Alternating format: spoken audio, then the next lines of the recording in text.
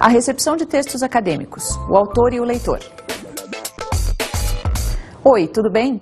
Hoje vamos falar sobre uma relação muito complexa que se dá entre o conhecimento científico e outras formas de conhecimento. Vamos abordar a questão da leitura e da recepção de textos acadêmicos, especialmente na universidade, além de caracterizar alguns perfis de leitor ideal de textos acadêmicos, pensando a partir de 3 modelos: o leitor ávido, o leitor desenvolto e o leitor crítico. Então vamos começar caracterizando a leitura. Todo o processo de leitura é sempre um processo de tentar conferir sentido àquilo que a gente vê. Quer a gente esteja olhando para palavras, para letras, para objetos, para pessoas, a gente sempre está atribuindo sentido a isso, e é isso que caracteriza o processo de leitura. Vamos ver uma animaçãozinha para entender direitinho como isso acontece.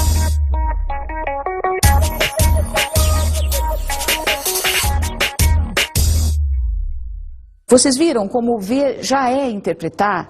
No início da animação, tudo que a gente viu foram umas linhas meio sem sentido, soltas na tela, sem relação umas com as outras. Aos poucos, conforme elas vão se juntando, de acordo com as relações que o desenhista fez e com as relações que nós vemos acontecendo entre essas linhas, nós vamos conferindo sentidos para essas linhas. Então, elas vão virando um texto. Como é que a gente faz esse processo de conferir sentidos a essas linhas? Utilizando os procedimentos interpretativos que a gente aprende na vida da gente em sociedade, né? Você dá sentido a essas linhas conforme a sua experiência de vida, conforme a sua vivência social. Então, as linhas são como representações das ideias e dos objetos, né? E ler, consequentemente, né, vendo essa animação, a gente percebe que o processo de ler é um processo de construir relações entre elementos diferentes, um processo de interpretar. Então, se a minha leitura é igual à do desenhista, eu posso dizer que eu e o desenhista partilhamos alguns modos de ler semelhantes. Usamos procedimentos interpretativos muito parecidos para construir os nossos sentidos. A mesma coisa acontece com os sons. Ouçam só um pouquinho esses sons.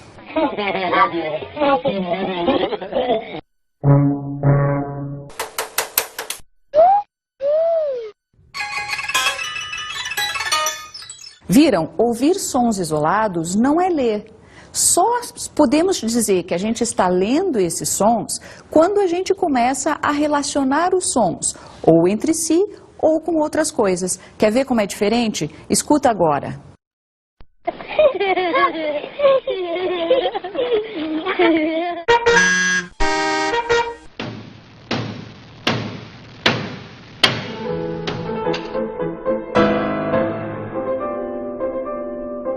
Pronto, lá está você, agora sim, lendo esses sons. Portanto, os sentidos de leitura, os sentidos do processo de ler são sempre construídos em referência a interpretar. Quer dizer, qualquer atividade interpretativa pode ser chamada de leitura. É por isso que a gente fala muito em leitura de mundo, ou diz que alguém é bom de ler a sorte, ou sabe ler as pessoas. É nesse sentido, ler é interpretar, é necessariamente relacionar os textos uns com os outros, com a nossa experiência de mundo, com os nossos valores. Então agora a gente já pode definir vários elementos ou várias características da leitura. Então a gente lê o quê? A gente lê textos que podem ser orais e visuais, verbais e não verbais. Quando a gente diz que a leitura é uma prática, a gente está dizendo que a leitura é uma atividade participativa, uma atividade em que sentidos são construídos. Aí a gente acrescenta mais uma camada a essa definição de leitura. Então não é só leitura, não é só prática, mas é uma leitura como prática social. Ou seja, uma leitura que se dá em sociedade, num processo de relação entre várias coisas. Textos, pessoas, experiências, mundo, etc. Mas tem ainda mais uma camada para essa definição de leitura, que é leitura como prática social heterogênea. Isso significa dizer que, como uma prática heterogênea, a leitura é diversa. Pessoas diferentes fazem leituras de maneiras diferentes. Mas ainda não acabou, tem mais uma camada aí. Leitura como prática social heterogênea e múltipla. Esse múltipla indica que a leitura acontece de várias maneiras ao mesmo tempo. Os textos acadêmicos e o mundo escolar. Vamos falar um pouquinho agora, então, sobre como os textos acadêmicos funcionam especificamente na escola. A gente sabe que a escola privilegia sempre a escrita e, consequentemente, a leitura dos textos escritos. A oralidade é como se a gente aprendesse naturalmente, ela não faz parte do ambiente da escola. Mas a gente também sabe que nem sempre é assim. Quem de nós não conhece pessoas que têm dificuldade em se expressar oralmente, em organizar uma fala, em ajustar a sua fala ao ambiente em que essa fala está sendo feita, em explicar para alguém como é que se faz para chegar a um determinado lugar e etc. De qualquer maneira, as habilidades escritas são habilidades mais valorizadas na nossa sociedade. E, portanto, a gente vai tomar essas habilidades como foco nessa disciplina, porque elas são, de fato, bastante importantes para a nossa vida acadêmica. Elas ajudam muito a gente a se relacionar com vários tipos de texto e construir uma desenvoltura muito maior no mundo acadêmico. Então, depois dessa discussão sobre a concepção de leitura em geral, nós vamos passar agora a falar um pouquinho sobre esses letramentos dominantes na nossa sociedade. A legitimidade dos letramentos escolares. Vamos pensar um pouquinho, eu acabei de dizer que a escola valoriza muito a linguagem escrita. Então vamos pensar em como a sociedade em geral também valoriza a linguagem escrita.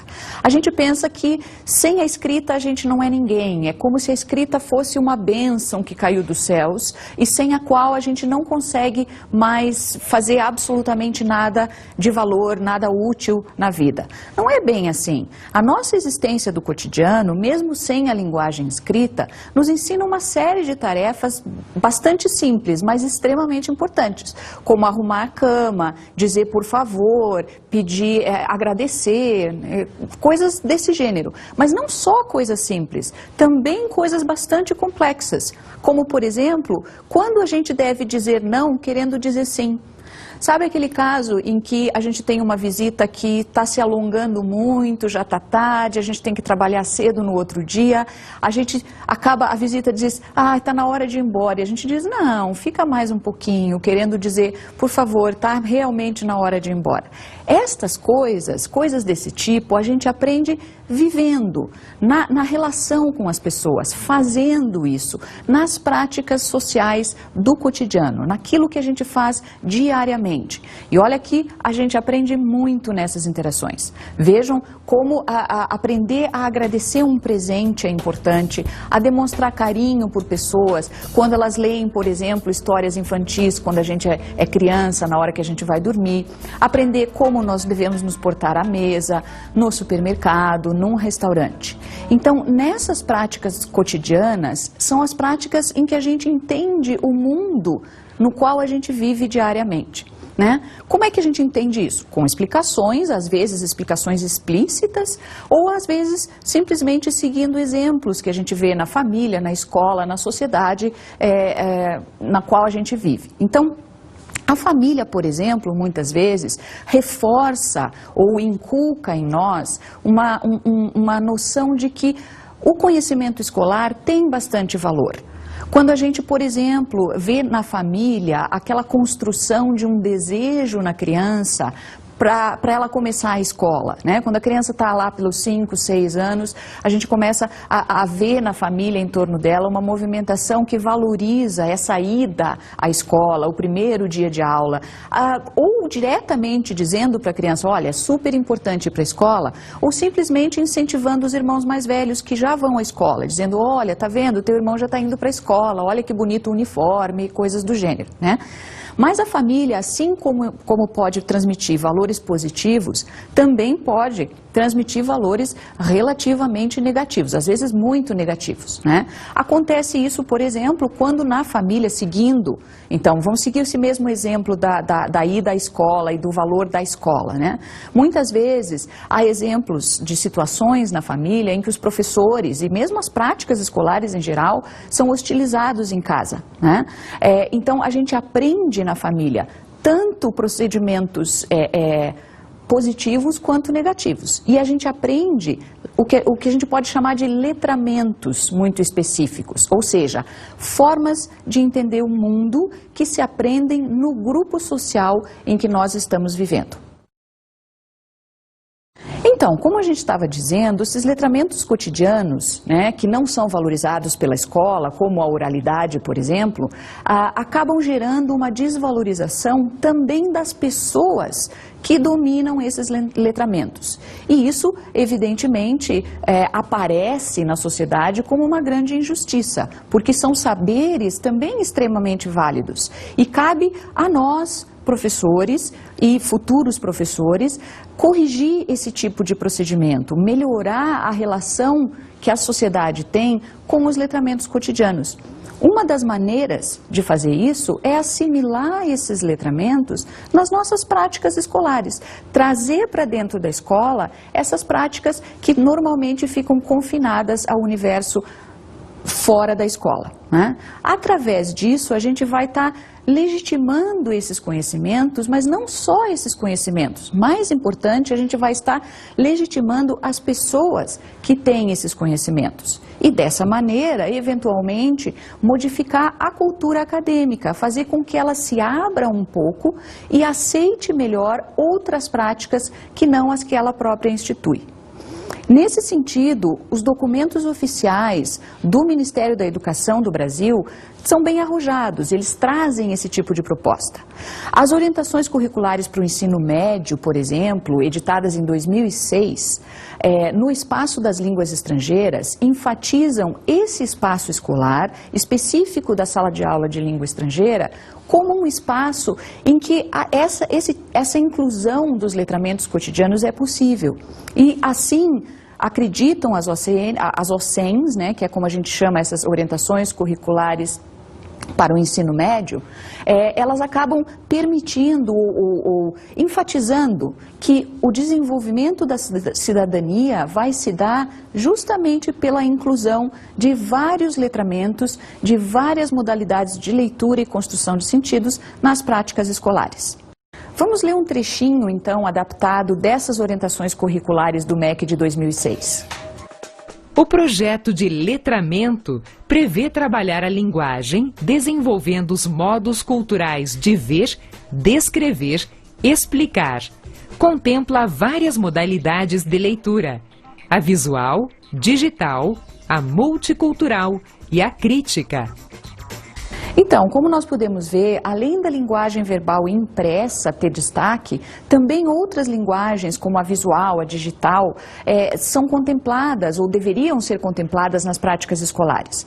Isso faz com que a gente tenha acesso a várias visões de mundo na escola e estabeleça um contato com perspectivas diferentes, com formas diferentes de ver esse mundo, a fim de desenvolver em nós e nos nossos alunos a capacidade crítica.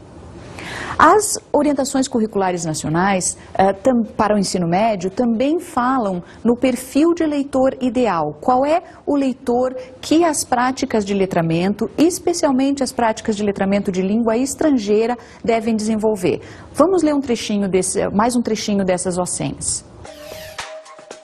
Procura desenvolver um leitor que entende aquilo que lê como uma representação textual, que, diante do que lê, assume uma posição ou relação epistemológica no que concerne a valores, ideologias, discursos, visão de mundo. Então, vejam, essa relação epistemológica nada mais é do que entender a posição social que o conhecimento ocupa. E isso é fundamental para uma leitura crítica. É fundamental a gente entender de onde vêm as interpretações que a gente faz, quais são as implicações das formas de interpretar que a gente desenvolve. O papel dos professores, então, nessa perspectiva, é desenvolver a leitura crítica e formar leitores críticos. Como a gente faz isso? Através do desenvolvimento de um projeto pedagógico que inclua os letramentos cotidianos, que valorize a multiplicidade de práticas de construção de sentidos que a gente encontra na sociedade em geral. Para ensinar, então, dentro desses pressupostos de letramento, a gente precisa construir um projeto de letramento crítico. E as OCENs continuam recomendando algumas práticas. Uma delas é o entendimento de leitura como construção de sentidos, como um processo de interpretação. O que significa dizer que é um processo de atribuir sentidos, conferir sentidos aos textos, através de modos diferentes de se relacionar com o gênero que a gente está lendo. Então, a ideia por trás disso é de que os sentidos dos textos não estão lá descansando nos textos, esperando os leitores para acordá-los. Não, o leitor é extremamente ativo, ele constrói sentidos com o texto. É fundamental, então, entender os usos da leitura em situações práticas do cotidiano, não apenas no universo acadêmico ou no universo escolar. É preciso incluir nestes universos essas práticas cotidianas que determinam quem somos e o que a gente identifica como nosso, ou seja, que constroem as nossas identidades pessoais e culturais. Esses letramentos do cotidiano também informam as nossas maneiras de ler e construir sentidos e, portanto, precisam ser valorizados como tal. A leitura é uma prática relacionada à produção e distribuição de conhecimento e poder. Saber ler é, na sociedade em geral, entendido como saber ler o conhecimento científico. Então, ler textos escritos dentro do contexto do discurso acadêmico é que significa na sociedade saber ler e, consequentemente, ter algum poder sobre o conhecimento. Basta ver o poder que as editoras muitas vezes têm, fazendo tiragens enormes de livros que lhe dão um poder econômico bastante grande. Então, a leitura não é uma atividade inocente, a edição de textos não é uma atividade inocente. Elas implicam num poder econômico e num poder social e cultural bastante forte para quem as domina.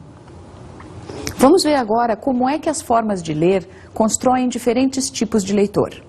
Isso quer dizer que são os leitores que constroem suas práticas de leitura, mas ao mesmo tempo, essas práticas de leitura que eles constroem instituem diferentes tipos de leitor.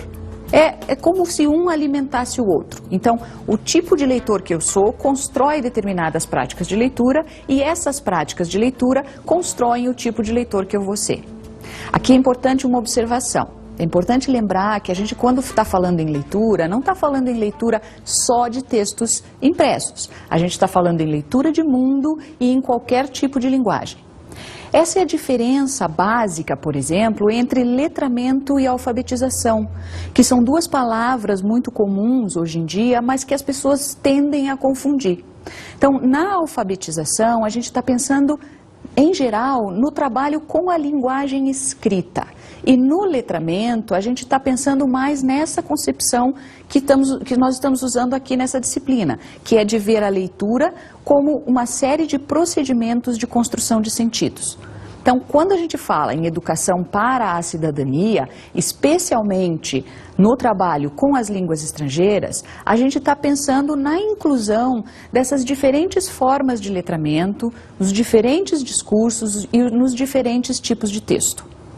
Então, hoje, nessa nossa aula, nós vamos enfocar especificamente os textos acadêmicos.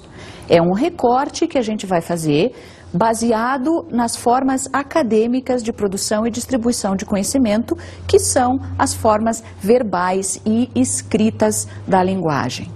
Nesse esquema que você está vendo na tela, nós temos os gêneros do discurso construindo alguns tipos de texto que determinam certas práticas de leitura bem específicas. Então, a gente pode, a partir daí, entender gênero como prática específica de leitura. Vamos ver como esses modos de ler se relacionam aos textos acadêmicos construídos em práticas de leitura que se espera dentro do gênero acadêmico. Então, para entender essas práticas de leitura, é preciso pensar primeiro na questão de quem é o público-alvo do autor dos textos acadêmicos. Ou seja, quem é o leitor ideal destes textos acadêmicos.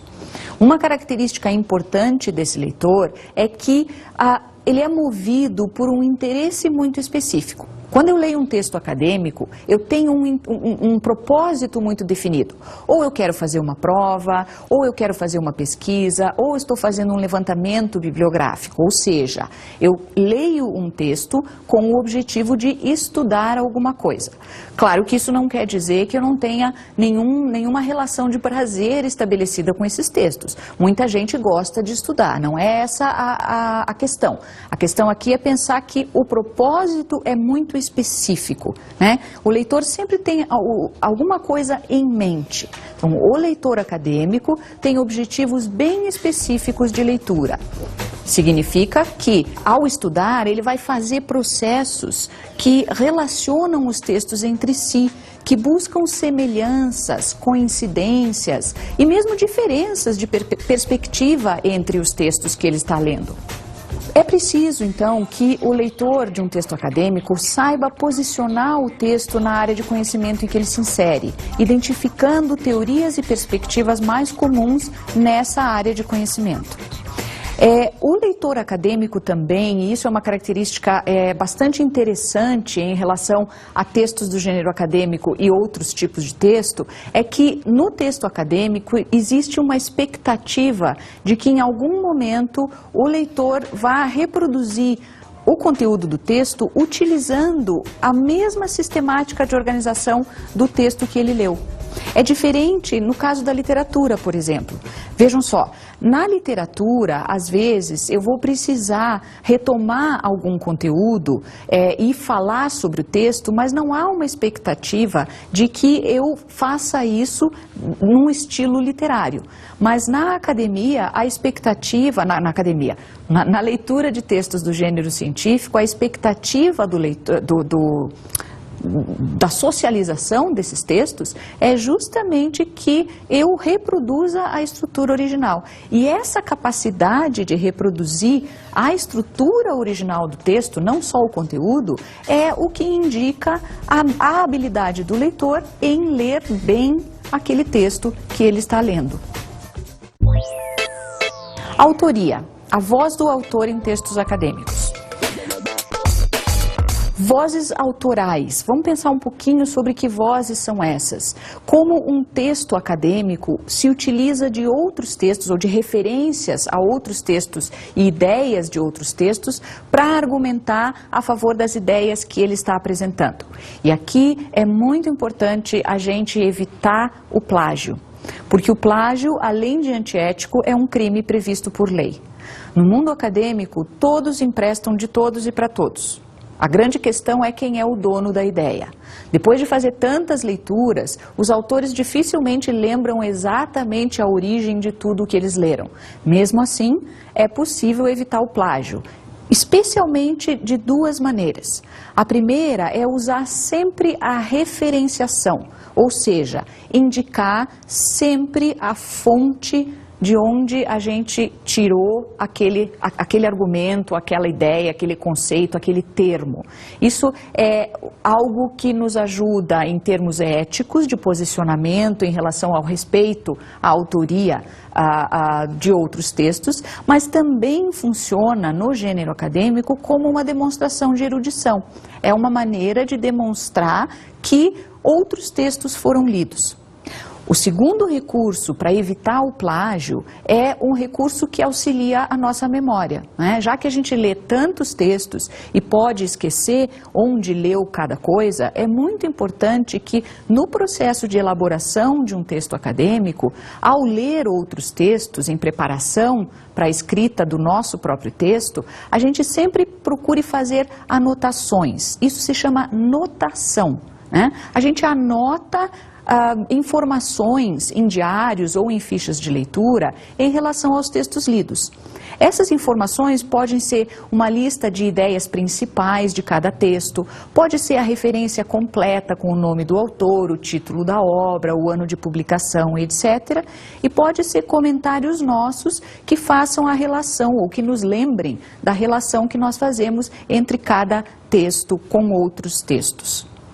Um outro elemento bastante importante, especialmente quando a gente pensa na circulação dos textos acadêmicos, são as condições de produção e o perfil específico de leitor acadêmico que esses textos pressupõem.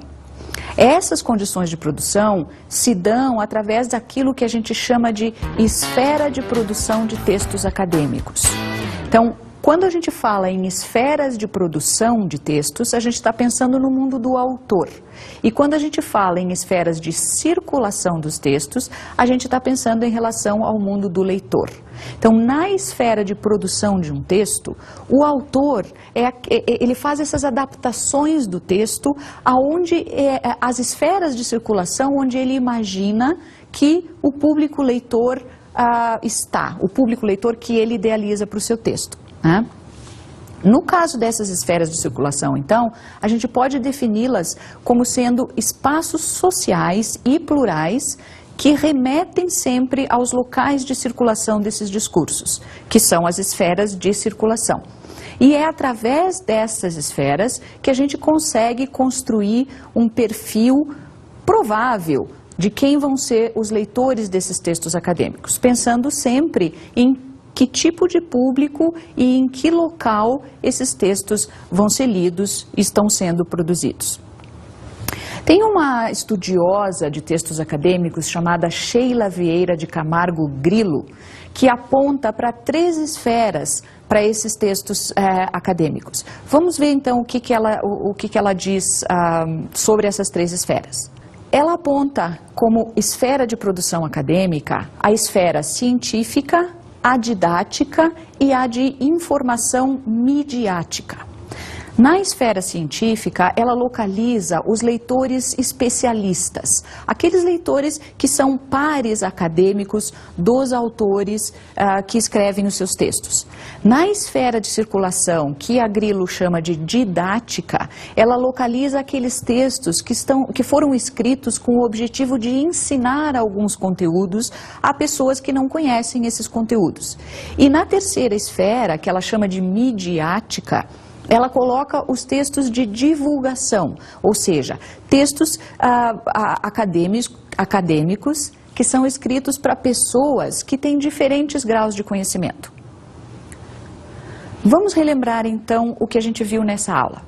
Dentre várias outras coisas, nós vimos essencialmente a importância de relacionar sempre os contextos de produção dos textos aos diferentes modos de ler. Nós vimos também que os gêneros são construções relativamente estáveis, cujo funcionamento social é muito mais importante do que a montagem de modelos reprodutíveis. Vamos às nossas dicas de estudo, então?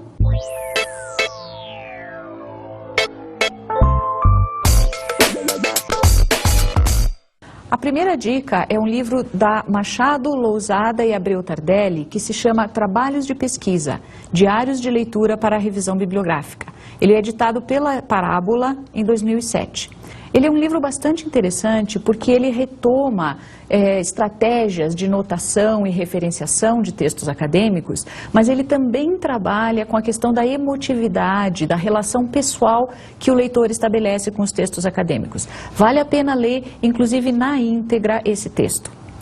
A segunda dica é o acesso ao blog Hummingbird, 604.com, que é um blog onde o autor faz uma relação entre o discurso acadêmico e o discurso de blogs. E ele provoca o leitor em relação ao estatuto dos blogs, que costuma ser menos legitimado do que um texto acadêmico. Então, a minha sugestão para você é que você leia o texto que se chama On the Relationship Between Mainstream Media, Social Media and Academia. Né? E vejam principalmente no comecinho desse texto, quando o autor do texto, que é o dono do blog, se posiciona como um acadêmico. Né? Ele diz assim: As an academic, I have been trained to keep an objective position. Please do note my quotation marks. Given that I've been also trained in qualitative research, I know how hard and almost futile it is to maintain such objective position. E assim ele vai desenvolvendo o texto em cima dessa relação do blogueiro com o discurso acadêmico. Também é um texto que vale bastante a pena ler. Bom estudo para você!